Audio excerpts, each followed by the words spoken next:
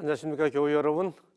드디어 2019년 제4기 마지막 안식일 교과 시간이 돌아왔습니다. 참 시간 빠르죠. 에스라 느헤미야와 함께 달려온 제4기 13번의 안식일 동안 함께 말씀을 연구하면서 어떠셨어요? 말씀을 해설하는 저는 행복했는데 여러분은 어떠셨는지 모르겠습니다. 자, 이 13번의 안식일 중에 지난주부터 12번째, 13번째 마지막을 포맷을 좀 바꾸어서 함께 진행하고 있습니다.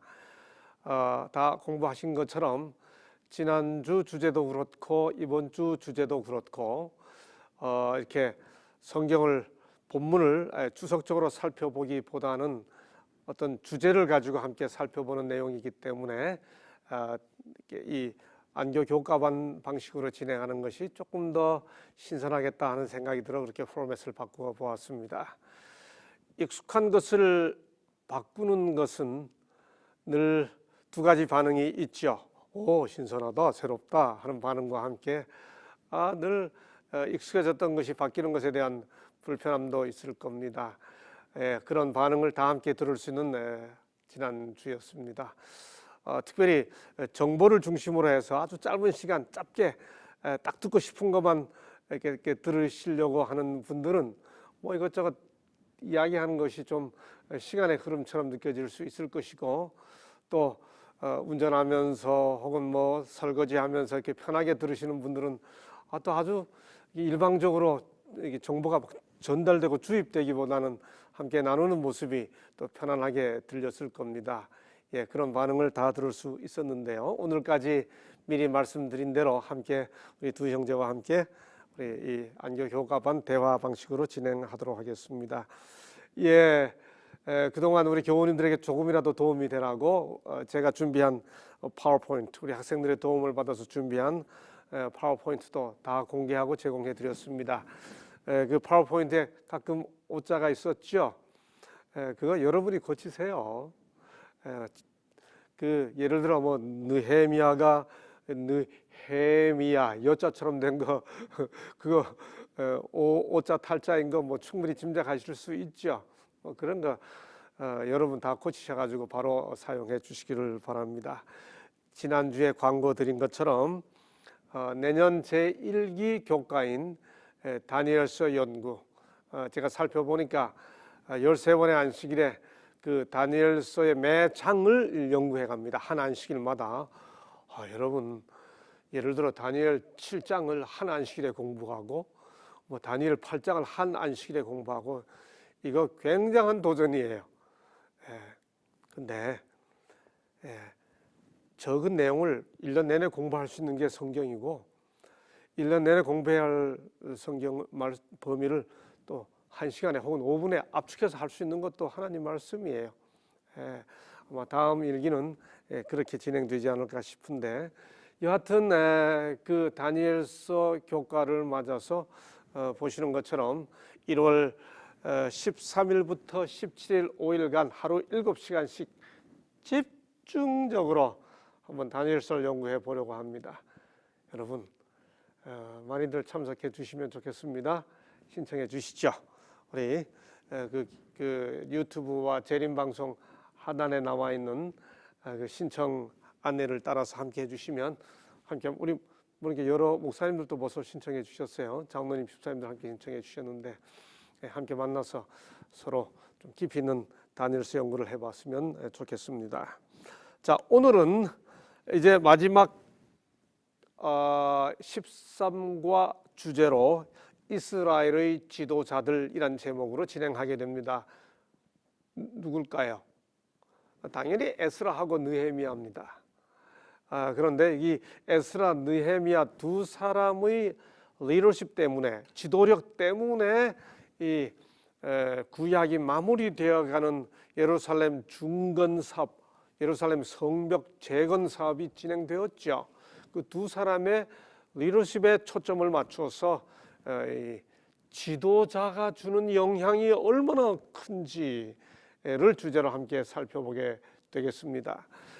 일요일하고 월요일은 전반적으로 구약 성경에 기록되어 있는 그 지도자들 중에서 한 예를 살펴보면서 일요일은 뭐 선한 지도자, 악한 지도자, 그다음에 월요일은 특별히 악한 지도자들이 가져왔던 영향들, 그렇게 통해서 지도자의 역할을 하는 것이 얼마나 중요한가 하는 것을 살펴보게 되겠고, 화수목에는 이 에스라와 느헤미야가 보여줬던 리더십을 6가지 덕목으로 나누어서 격려와 권한 부여, 제가 볼 때는 위임 이렇게 표현하는 게 더 좋을 것 같습니다. 목적과 열정, 겸손과 견인불발, 이 6가지 지도자의 덕목을 중심으로 함께 에스라 느헤미야의 본문을 살펴보면서 함께 살펴보게 될 것 같습니다.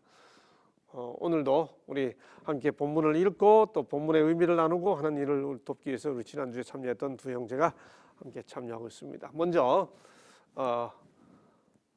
이렇게 서론으로 좀 살펴보죠. 에스라와 느헤미야는 하나님의 부르심을 받아 맡은 사명을 완수하며 하나님께 헌신했던 위대한 지도자들의 표본입니다. 이 두 지도자 에스라, 느헤미야의 지도력의 핵심을 뭐라고 표현할 수 있을까요? 교과는 신실함이라고 말합니다. 정말 신실했던 지도자들, 그리고 그들의 그 신실했던 지도력의 핵심에는 뭐가 있나요? 자기 아이디어가 아니죠. 언제나 하나님의 말씀이죠. 하나님의 말씀을 중심으로 그것이 그들을 변화시켰고, 이런 큰 맥락에서 두 사람의 신실함과 하나님의 말씀에 대한 충성, 말씀으로부터 시작됐고 말씀으로 돌아가서 진행하고 하는 이런 모습을 이제 살펴보게 되겠는데, 자, 오늘은 그 첫 번째로 전체적으로 한번 살펴보겠습니다. 제가 이 교과 저자가 제공해주고 있는 에스라 느헤미야에게 배우는 6가지 리더의 덕목, 격려, 권한, 위임, 즉 위임, 목적, 열정, 겸손, 견인, 불발, 6가지로 살펴봤는데, 리더의 덕목은 뭐 학자들에 따라서 여러 가지로 이야기하죠.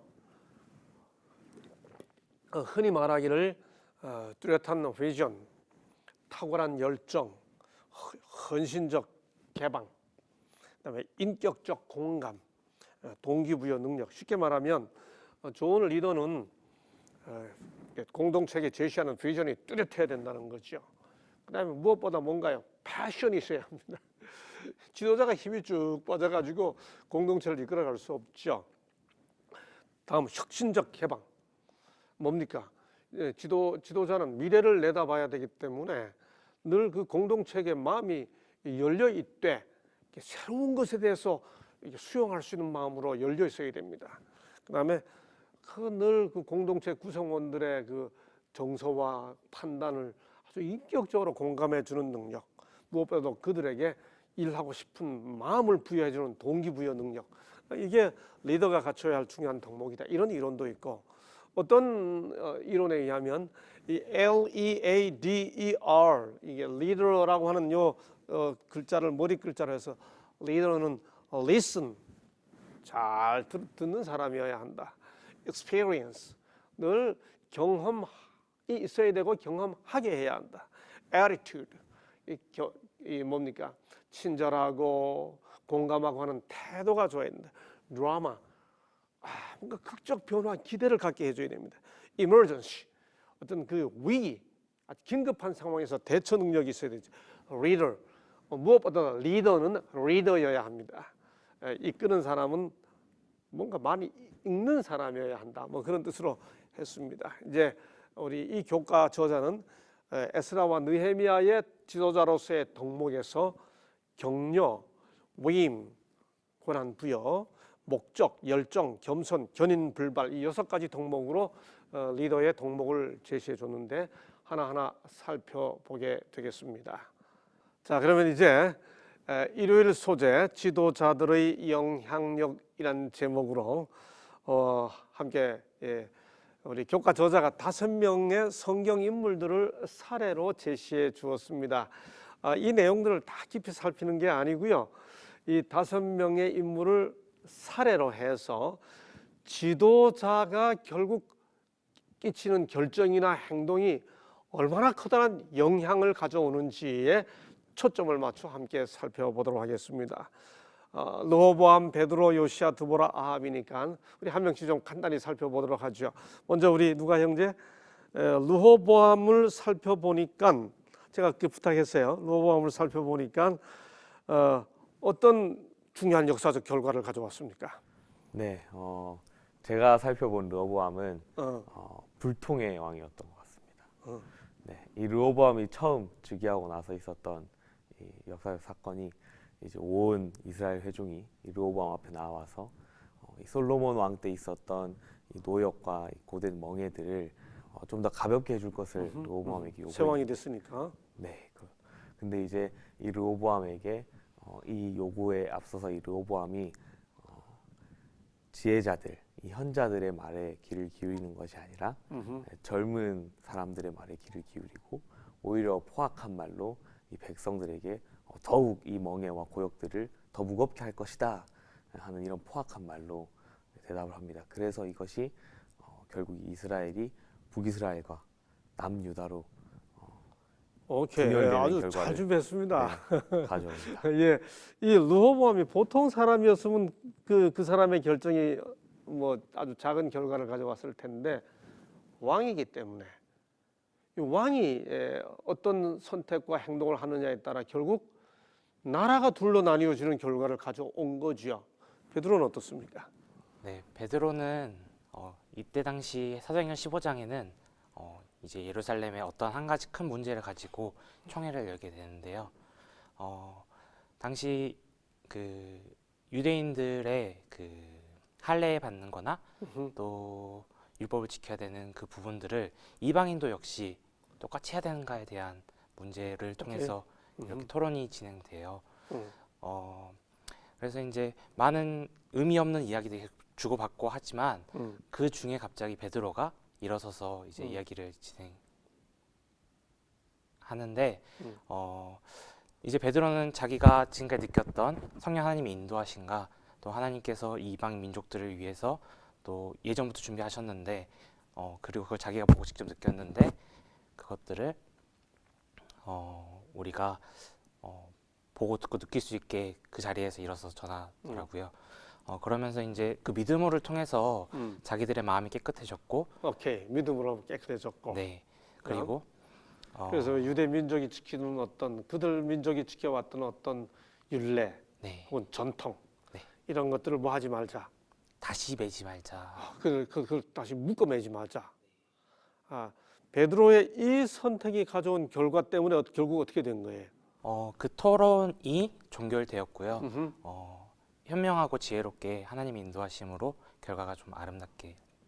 그렇죠. 바로 그거죠. 이 사도행전 15장에 기록된 이 회의를 가리켜 이름하여 예루살렘 총회라고 그러고 기독교 역사상 처음 그 선교 때문에 발생되는 여러 이슈들을 정리하는 문제 아닙니까? 이때 베드로가 이렇게 정리해 줬기 때문에 기독교 역사가 유대교와 확 달라지는 계기가 되죠.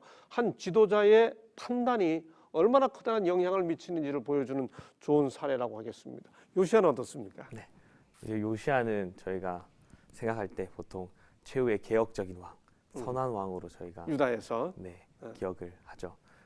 근데 이 요시아가 개혁적인 왕이라는 것이 그냥 단순히 야 우리가 잘못됐으니 개혁하자, 뜯어고치자, 그냥 이렇게 단순한 것이 아니라 이 요시아가 무엇인가 이 공동체에 죄가 있고 부족함을 느꼈을 때에 그가 먼저 자신이 회개하고 뉘우침을 먼저 합니다. 그리고 그 회개와 변혁이 온 나라와 온 공동체로 확장되는 것을 일으킨 것이 오케이, 요시아의, 그렇죠.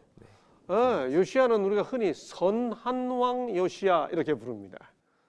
역시 그가 일찍 죽게 이게 불필요하게 외교에 휘말려 일찍 죽게 된 것은 참 아쉬움이죠. 유다에서는. 그러나 하여튼 그가 왕으로서 끼쳤던 그 개혁적 그 마인드가 한 평범한 개인이 한 것하고 확 달라진 겁니다. 드보라는 어때요? 네, 드보라는 사사 시대의 네 번째 여선 진자인데 당시 또 이스라엘이 여호와 앞에 또 악한 행실을 행했기 때문에 또 하나님께서 야빈 왕을 통해서 이스라엘을 박해했던 했었습니다. 어. 근데 이제 야빈 왕은 그 당시에 철병거가 900승이나 있었다고 그렇죠. 하더라고요. 그래서 이제 그 당시에 이제 드보라가 사사했기 때문에 이스라엘 민족들은 다 드보라에게 재판을 받고 또 이제 하나님의 말씀을 따라 드보라는 바락과 또 1만 명의 병사들을 이끌고 이 공부 많이 했네. 야빈 왕이 이끄는 그 시스라 군대 장관 이 900병거를 이끌었는데 네, 그 병거를 이제 믿음으로 이렇게 승리했던 거. 결국 드보라가 이렇게 이끌어 줬기 때문에 사사기 4장 5장에 기록되어 있는 또 사사 시대의 역사가 달라지죠. 뭐 물론 다른 사사들의 사례를 살펴봐도 다 마찬가지로 이야기할 수 있습니다만 여기 저자가 든 5번째 사례 아합 너무나 유명한 사람이에요. 네, 맞습니다. 어떤 뭘로 유명해요? 선한 걸로 유명해요? 악한 걸로 유명해요? 악한 걸로 뭐 대표적인 인물이에요. 아합과 누구? 이세벨. 이세벨. 네. 네. 아합은 어떤 인물이었어요? 네, 말씀해주신 것처럼 자신도 자신이지만 자신의 악독했던 아내 이세벨로도 굉장히 유명한 악한 왕이었죠. 그리고 동시에 이제 우상 숭배 만연하게 했던 그런 왕이었죠. 그래서 이제 기근과 가뭄이 일어나게 하는 결과를 가져오기도 했었습니다. 네, 그랬고요. 동시에 또 하나님의 보시기에 좀 악했던 그런 왕이었습니다. 그럼에도 불구하고 이스라엘 전체 역사에서 경제력과 군사력이 가장 강성한 시대를 통치했던 왕이었죠. 근데 이 군사력과 경제력이 강성한 이 시대를 다스렸다면 이 나라가 어떻게 하면 좀 더 부강할까, 이 부강한 시대를 유지할까 이런 것들을 고민할 법도 한데 그것이 아니라 내가 어떻게 하면 저 나봇의 포도원을 뺏을 수 있을까 이런 생각으로 뒤척이는 모습을 성경에서 보았는데요. 그만큼 이렇게 탐욕스러운 결국 아합이라는 탐욕스러운 왕이 네. 개인이 그렇게 탐욕을 부리는 경우하고 왕으로서의 아합이 그런 경우를 진행하는 것하고는 영향이 확 달라지는 거죠. 그렇죠? 이 아합이 왕이었기 때문에 이 역사적으로 후대에 끊임없이 기억되는 것입니다. 자, 이렇게 일요일 소재는 이 사례들 하나하나를 통해 선한 왕이든 악한 왕이든 지도자이기 때문에 끼치는 영향이 평범한 사람들하고는 다르다. 뭐 이게 이제 일요일 소재의 중요한 내용, 아주 핵심적인 내용입니다. 월요일은 이 중에서도 아예 악한 사람들만 골라서 다시 한번 좀 우리들에게 공부해 보라고 이 교과 저자가 제시해 주고 있습니다. 그 중에서 뭐 이스라엘 왕은 북방 이스라엘의 왕들은 다 악했습니다만 나답과 바아사 또 여호아하스 대제사장 가야마 저는 교과 저자가 왜 이 사람들만 택했는지 그 기준을 제가 아무리 살펴봐도 잘 모르겠어요. 악한 왕이 한두 명이 아닌데 여하튼 교과가 제시해 주니까 한번 살펴보죠. 나답과 바아사 이 어떤 사람들이었어요? 누가 이야기해 주시겠어요? 제가 말씀드리겠습니다. 네, 나답은 이제 북방 이스라엘의 이제 두 번째 왕인데 이제 아버지의 그 악한 길을 이제 이어받은 그 씨를 가지고 있었던 사람이었습니다.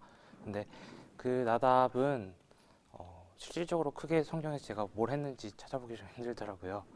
근데 찾아보니까 이제 한 전쟁에 나갔는데 이제 바하사가 이제 나답을 칼로 찔러 죽이게 되고 이제 바하사가 그 나답의 아버지의 그 모든 친척들과 또 가족의 씨를 말살시켜서 이제 새롭게 이제 북방 이스라엘을 이끌고 갈 수 있는 도구로 사용됐던 것 같아요.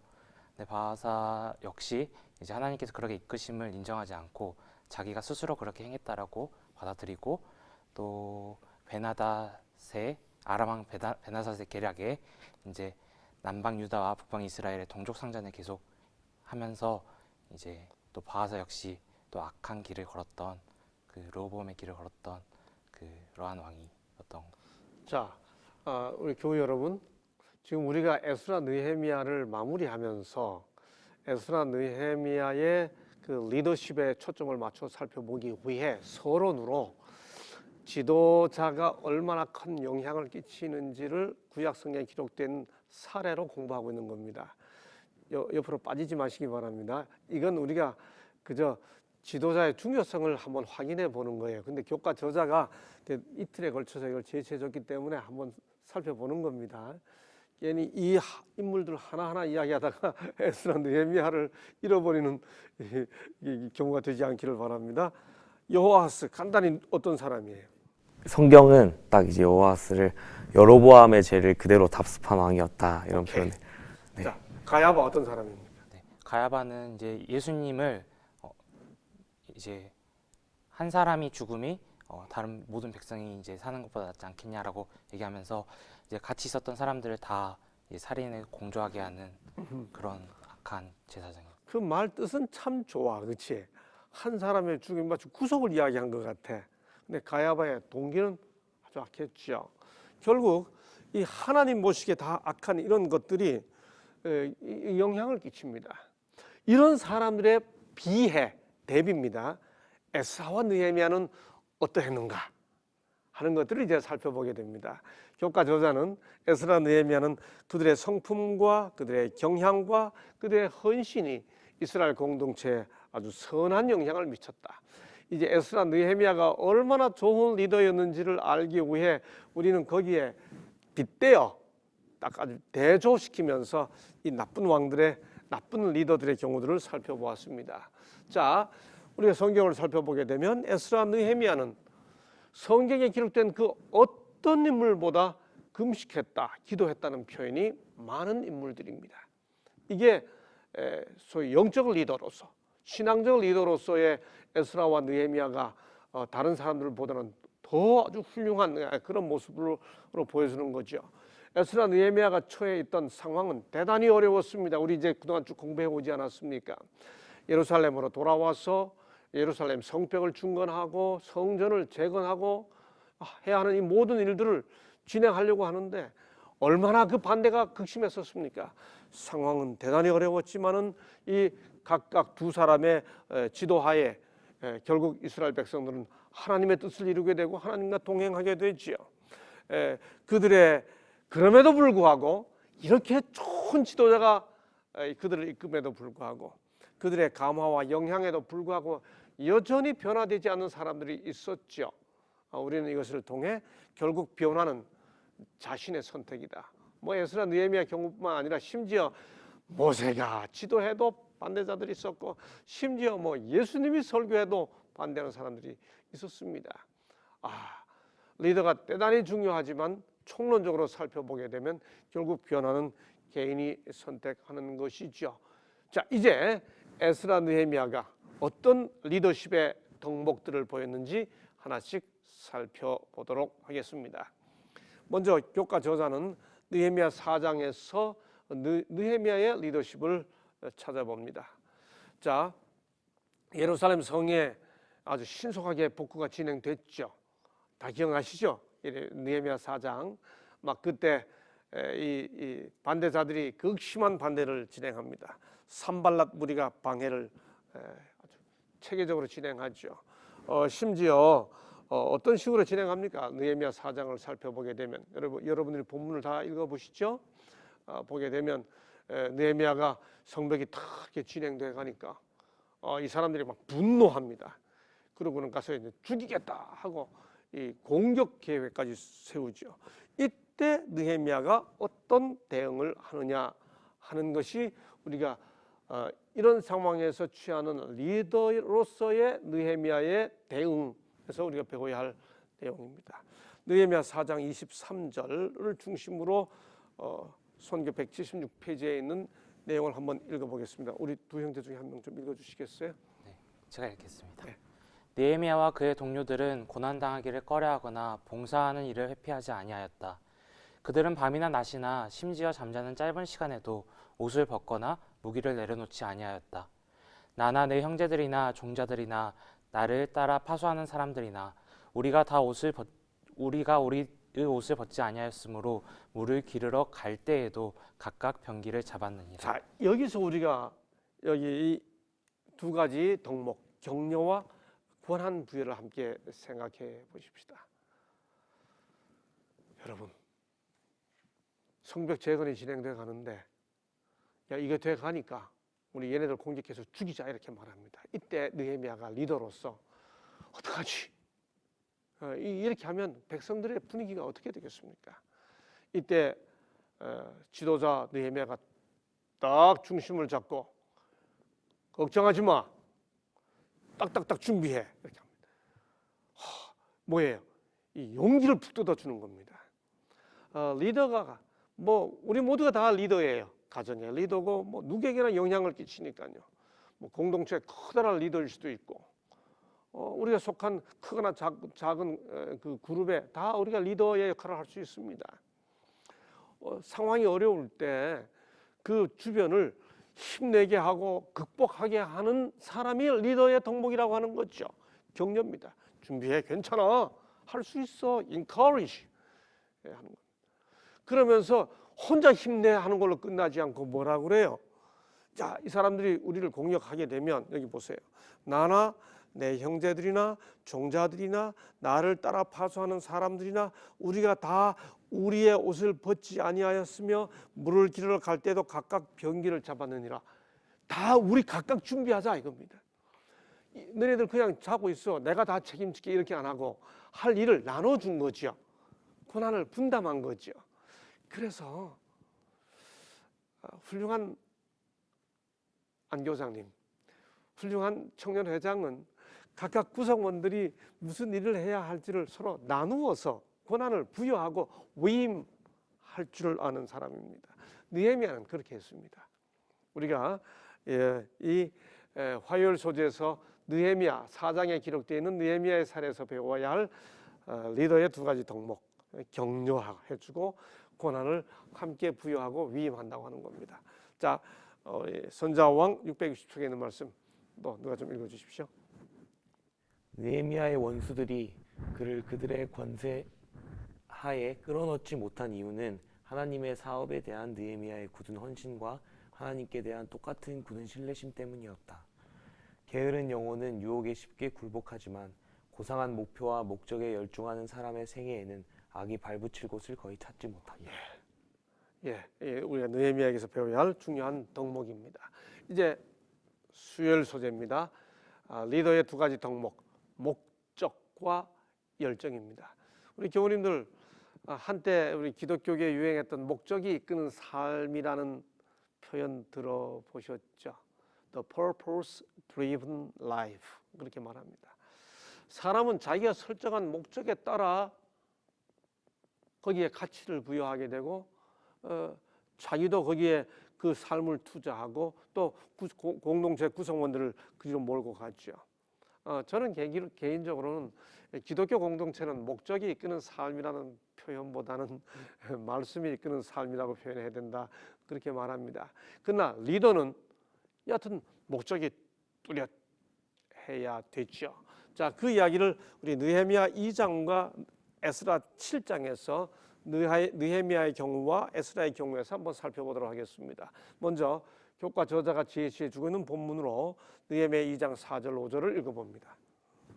왕이 내게 이르시되 그러면 내가 무엇을 원하느냐 하시기로 내가 곧 하늘의 하나님께 묵도하고 왕에게 아뢰되 왕이 만일 좋게 여기시고 종이 왕의 목전에서 은혜를 얻었사오면 나를 유다 땅 나의 조상들의 묘실이 있는 성읍에 보내어 그 성을 건축하게 하옵소서. 자, 느헤미야는 목적이 뚜렷합니다. 예루살렘 성의 상황을 딱 듣자 자기의 현재 신분과 상황이 무엇이냐를 생각하는 것보다 그의 모든 가치가 지금 어디에 있는 거예요? 예루살렘 성을 복원하는 겁니다. 그렇죠? 거기에 모든 가치를 부여하고 있는 거죠. 그 목적이 뚜렷해지는 모습으로 나타나죠. 자, 다시 에스라 7장 8절 10절을 한번 읽어봅시다. 이 에스라가 올라왔으니 왕의 제7년 다섯째 달이라. 첫째 달 초하루에 바벨론에서 길을 떠났고 하나님의 선한 손에 도우심을 입어 다섯째 달 초하루에 예루살렘에 이르니라. 에스라가 여호와의 율법을 연구하여 준행하며 율례와 규례를 이스라엘에게 가르치기로 결심하였다. 뭐 하였더라? 결심하였더라. 이 에스라는 예루살렘 공동체의 회복을 위해 성전을 중건하고 성전을 재건하는 것뿐만 아니라 아예 그들에게 뭐 하는 걸요? 율례와 규례를 율법을 연구하여 한번 이게 굉장히 깊이 연구했었죠. 연구하여 준행하며 율례와 규례를 이스라엘에게 가르치기로 결심하였더라. 아주 목적을 뚜렷이 세운 것입니다. 그러므로 에스라, 느헤미야 두 지도자에게서 우리가 배울 수 있는 중요한 리더 덕목은 우선 뭘 세우는 거예요? 목적. 나는 뭐 때문에 사냐? 뭐 때문에 무슨 일을 하냐? 그 다음에 그걸 이루기 위해서 느헤미야도 그렇고 에스라도 그렇고 자기가 가지고 있는 모든 역량과 이 리소스, 자원을 총동원합니다. 그렇죠? 그것을 이루어내기 위한 패션, 열정이 뭐 대단합니다. 자, 목적이란 결국 뭐예요? 네. 결국 내가 어떤 목적을 설정하느냐에 따라 어떤 행동을 하게 되잖아요. 그렇죠? 네. 그런 의미에서 목적은 우리의 행동의 뭐가 됩니까? 네, 동기가 되는 것이죠. 자, 우리 삶의 목적은 뭡니까? 제가 우리 젊은이들에게 종종 BPS를 써보라 그럽니다. BPS가 뭔지 혹시 들어보셨나요? Best Possible Self. 내가 가장 꿈꾸는 이상적으로 최고로 잘 되었을 때 자기 모습. 잘 되었을 때 자기 모습이 뭐예요? 우리 신앙인들은 하나님의 품성을 드러내 5년 후에 내 모습, 10년 후에 내 모습, 혹은 5년 후에 우리 교회 모습. Best Possible Self, BPS. 그걸 이루기 위해 거기에 내 가치를 부여하고 그것이 내 삶의 목적일 수 있다. 그게 내 동기가 되는 거죠. 에스라와 느헤미야의 일생의 목적이 무엇이었습니까? 예루살렘의 회복이었습니다. 이것이 그의 삶을 이끌어가는 동력이 된 것이죠. 이제 목요일 소식입니다. 겸손과 견인불발. 자, 리더가 갖춰야 할 우리 4가지 덕목을 함께 에스라 느헤미야에서 살펴보았습니다. 이제 나머지 2가지, 겸손과 견인불발. 자, 우리 본문 한번 읽어보겠습니다.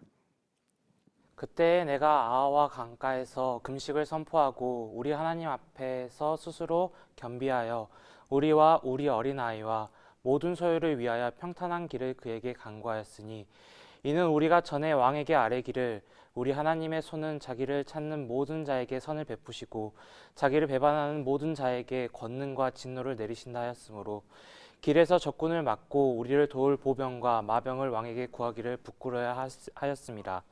그러므로 우리가 이를 위하여 금식하며 우리 하나님께 간구하였더니 그의 응답하심을 입었느니라. 자, 에스라의 겸손은 그저 내내 이런 겸손의 차원을 넘어섰어요. 에스라의 겸손은 어떤 모습이었나요? 내가 모든 걸 준비했다, 완벽하게 준비했다가 아니고 하나님께서 우리를 지켜주시기를 바라는 마음으로 보병과 마병을 왕에게 구하기를 뭐하였다? 뭔가를 준비하지 않고 하나님 하고 하는 그 겸손함을 가지고 있었다. 물론 우리가 이거 공부했죠. 느헤미야의 경우는 왕에게 자기가 가는 길에 도움을 달라고 청하죠. 어떤 경우가 됐든 에스라와 느헤미야의 이 모습에서 우리는 그때의 지도자의 판단에 따라 어떤 걸 준비하기도 하고 어떤 걸 준비하지도 않기도 하지만은 그 동기가 뭐였냐 하는 겁니다. 에스라가 뭐하여? 스스로 뭐하여? 겸비하여. 영적 지도자에게서 취할 수 있는 아주 중요한 덕목인 거죠. 신앙 공동체가 뭔가를 준비하자고 할 때도 정말 겸비한 마음으로, 이건 하나님께 맡기고 한번 기도하자라고 말할 때도 겸비한 마음으로 하나님의 역사를 구하는 그 마음, 이것이 신앙 공동체에 굉장히 중요한 영적 영향을 끼치게 되는 것이죠. 우리가 이 에스라에게서 배워야 할 중요한 덕목이 바로 이런 것이다라고 하는 겁니다. 또 한 가지 사례를 살펴보죠. 느헤미야 5장입니다. 한번 읽어주시죠. 또한 유다 땅 총독으로 세움을 입은 12년 동안은 나와 내 형제들이 총독의 녹을 먹지 아니하였느니라. 나보다 먼저 있었던 총독들은 백성에게서 양식과 포도주와 또 은 40세겔을 그들에게서 빼앗았고 또한 그들의 종자들도 백성을 압제하였으나 나는 하나님을 경외함으로 이같이 행하지 아니하고 도리어 이 성벽 공사에 힘을 다하며 땅을 사지 아니하였고 내 모든 종자들도 모여서 일을 하였으며 내가 총독의 녹을 요구하지 아니하였음은 이 백성의 부역이 중함이었더라. 내 하나님이여 내가 이 백성을 위하여 행한 이 모든 일을 기억하사 내게 은혜를 베푸시옵소서. 우리 교우님들 느헤미야의 이 이야기를 들어보니까 어떠세요? 참 리더로서의 느헤미야 정말 훌륭하죠. 글쎄요, 이 느헤미야의 이런 모습은 견인불발이라기보다는 오히려 다른 표현으로 헌신, 모본, 감화, 감동 뭐 이렇게 표현할 수 있겠죠. 당연히 그럴 권리가 있음에도 불구하고 백성들과 함께 같은 입장에서 그들을 이해하고 공감하기 위해, 공감의 수준이 뭐 여러 가지가 있다고 그러잖아요. 심퍼시, 엠퍼시 뭐 등등으로 공감하기 위해 그의 권리를 행사하지 아니한 느헤미야의 이런 모습, 그러면서 끝까지 그 일을 이루어내는 느헤미야의 모습은 리더로서 보여주는 굉장히 중요한 덕목이 되겠죠. 예, 여기 선지자왕 660쪽입니다. 끊임없이 전진하는 사람의 신앙은 약화되지 아니한다. 에스라나 느헤미야나 이제 모든 교과를 마무리하면서 리더로서의 그 두 사람의 모습은 어떤 저항 때문에 끝나지 않았습니다. 끝까지 나아갔죠. 참 아름답습니다. 에스라도 겸비하여 하나님께 구하지 않고 느헤미야도 겸비하여 자기의 권리를 행치 아니했고 그러면서 두 사람 다 끝까지 그의 사명들을 이루었습니다. 끊임없이 전진하는 사람의 신앙은 약화되지 아니한다. 이는 그가 사방에서 범사에 그분의 선하신 목적을 성취하시는 무한하신 하나님의 사랑을 깨닫는 까닭이다. 하나님의 참된 종들은 흔들리지 않는 결심을 가지고 일한다. 그 까닭은 그들이 끊임없이 은혜의 보좌를 의지하기 때문이다. 여러분, 교우님들 하나님 일을 하다 보면 힘들어요. 힘든 일이 생깁니다. 오해도 받을 수 있고 또 비난도 받을 수 있고 상황이 심각한 일도 생길 수 있고 그래서 우리가 인간적으로 때로 약해질 수도 있고 좌절할 수도 있고 혹은 다윗처럼 내 날개가 있다면 이 날아갈 텐데 하는 그런 마음도 들어요. 그럼에도 불구하고 그 마음의 중심에서 내가 하나님을 위해 살아야 되겠다, 교회를 위해 일해야 되겠다 라고 하는 그 근본 목적과 가치는 절대로 흔들리지 않아야 되겠죠. 우리는 리더가 아니라고요? 아닙니다. 우리 모두는 리더입니다. 어떤 의미에서요? 단 한 사람에게라도 영향을 끼친다고 하는 측면에서요.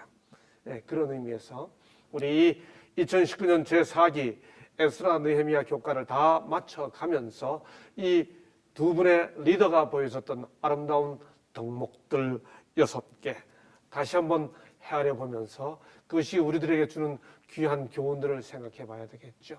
에스라 느헤미야 두 사람은 포로의 상황 속에 있던 이스라엘 백성들, 돌아와서 재건하려고 했던 이스라엘 백성들, 반대를 당하고 있는 그 상황에서도 격려했습니다. 힘내, 할 수 있어. 자기만 힘내라고 말하지 않고 함께 할 일들을 나누어 주었습니다. 뿐만이 아닙니다. 하나님의 성전과 성을 회복시켜야 되겠다는 목적이 뚜렷했습니다. 그리고 그것을 이루어내고자 하는 패션, 열정이 가득했습니다. 힘이 없지 않았어요. 하는 둥 마는 둥 하지 않고 열정이 있었습니다. 그 다음 그러면서도 어떻게 했습니까? 주여, 주께서 이 일을 이루어 주옵소서. 나도 권한이 있지만 그렇게 아니한다. 겸비했습니다. 겸손했습니다. 그리고 그걸 끝까지 밀고 나가서 마침내 이루어냈습니다. 이 모든 교훈을 마무리하면서 우리들의 삶이 그런 삶에 이르게 되었으면 좋겠습니다. 우리 함께 셋이 같이 한번 읽어볼까요? 마지막 말씀 시작.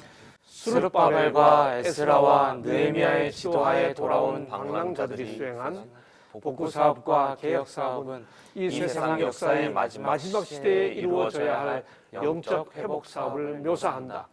이스라엘의 남은 사람들은 원수의 파괴 행위에 노출된 연약한 백성들이었으나 하나님은 그들을 통하여 그분과 그분의 율법에 대한 지식을 세상에 보존하시고자 하셨다. 그들은 참 예배의 수호자요 거룩한 말씀의 보존자들이었다. 성전과 예루살렘 성벽을 재건할 때 그들은 여러 일을 경험했고 강한 반대를 당했다.